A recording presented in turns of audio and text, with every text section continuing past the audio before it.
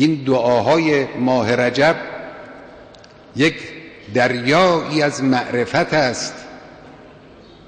در دعا فقط این نیست که انسان دل را به خدا نزدیک می کند،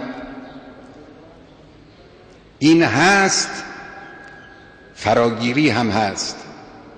مغتنم بشمارید، همین نماز جمعه شما مصداق ذکر الهی است. فاسعوا الی ذکر الله.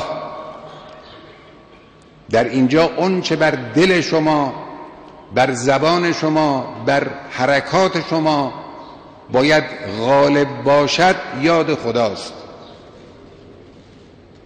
دل به یاد خدا، زبان متذکر به نام مقدس پروردگار، حرکات دست و پا و جسم هم حرکاتی در جهت یاد پروردگار و اطاعت اوامر الهی. این چیزی که مورد نیاز یکایک ماست همینه.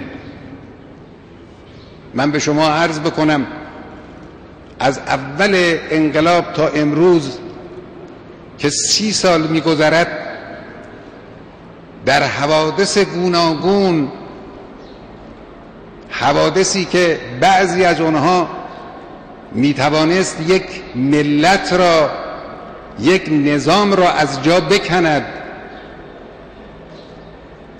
میتوانست یک کشور را دچار دریای طوفانی بکند که ندانند چه میکنند و چه باید بکنند. همینطور که میبینیم در بعضی از کشورهای همسایمون. از این قبیل حوادثی برای این کشور پیش آمد،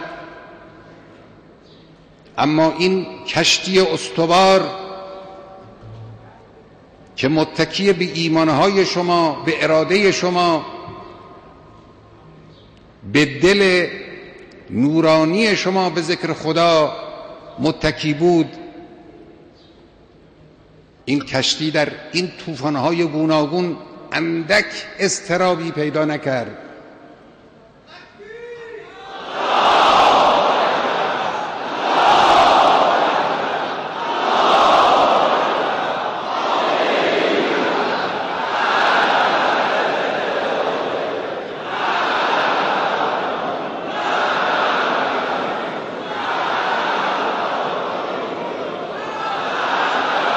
این نشانه رحمت الهی است، این نشانه تفضلات خداوند به شما ملت عزیز است.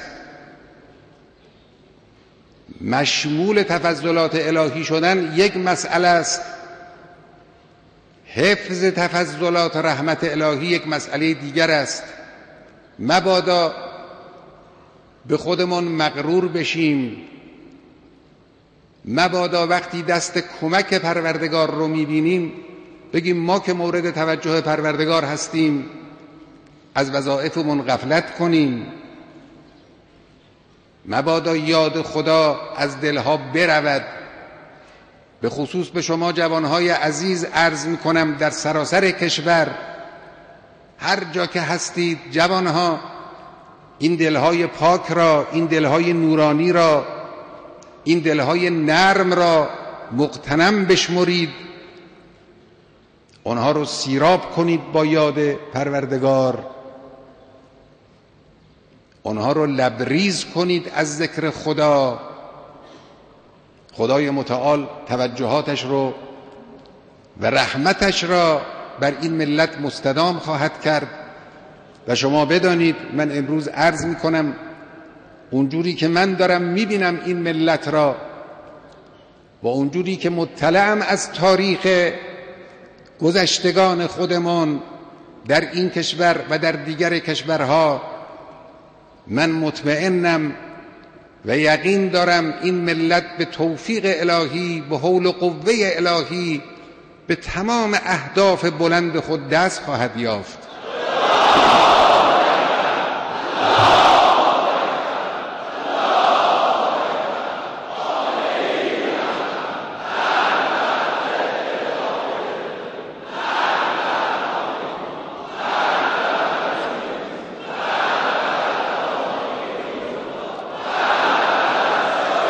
این فضای معنوی جامعه رو قدر بدانید. مبادا هیجان‌های سیاسی ما را از خدا غافل کنه. مبادا به مگوهای گوناگونی که در یک کشور پیش میاد در میان یک ملت آزاد یک امر طبیعی است، مبادا اینها ما رو غافل کند. ندانیم به کجا می‌خواهیم برویم، ندانیم چه جور می‌خواهیم برویم. این انقلاب از اول بر پایه ایمانهای پاک و صادق استوار شد. ادامه این راه هم بر همین پایه استوار قرار خواهد داشت. به حمدالله با وجود این همه عوامل انحراف ملت ما مؤمنند، خدا دوستند، دین شناسند، به معنویت علاقه‌مندند.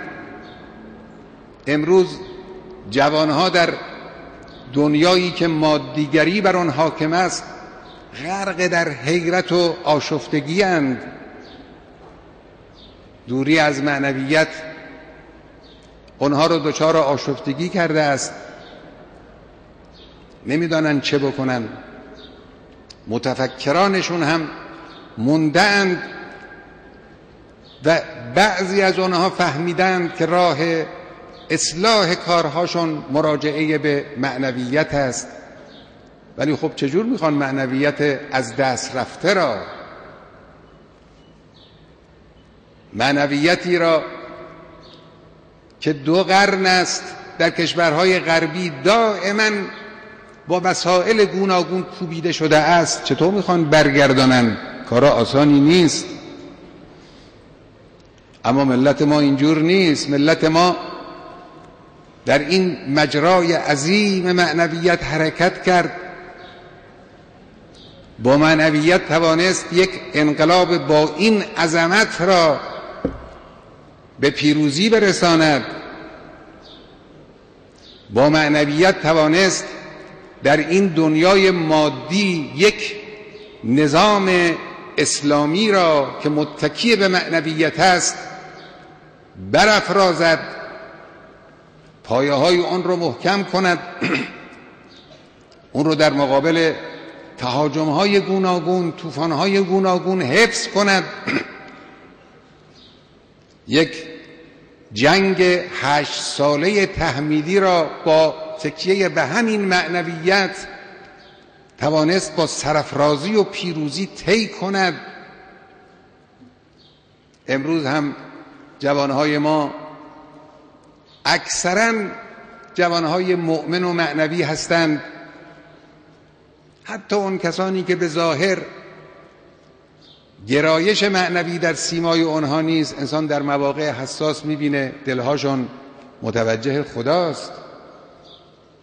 بارها من عرض کردم در این شب‌های قدر، در این روزهای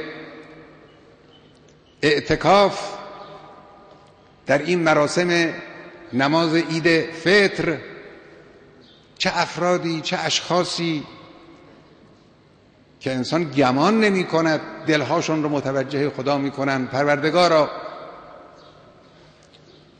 تو را به قرآن سوگند می دهیم، تو را به